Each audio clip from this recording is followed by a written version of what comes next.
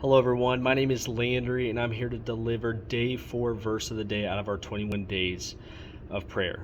And today's verse is Romans 12:2, which says this: Don't copy the behavior and customs of this world, but let God transform you into a new person by changing the way you think. Then you will learn to know God's will for you, which is good and pleasing and perfect. The first thing that comes to mind when I read this is I just think about my car. My car is an average Ford SUV, and there are tons of them throughout our community. And maybe, like me, you have a car that's pretty average. That they're out there in the masses, okay? And our cars just blend in. Nothing stands out about it. They blend in with many other cars just like it.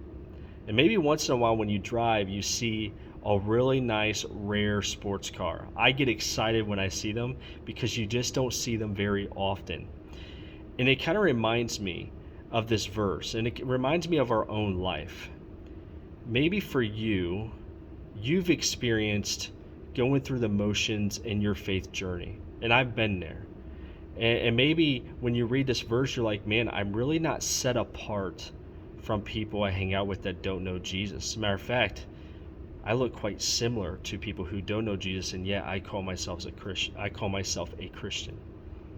What we see here is that we are called to be transformed, renewed. When we say yes to Jesus and accept his grace and mercy, and we follow his ways and what he says is truth, we are transformed in our thinking and renewing of our mind, which ultimately leads to our actions in life. And so my question is, are you set apart? Do you look different from maybe people in your life who aren't Christians?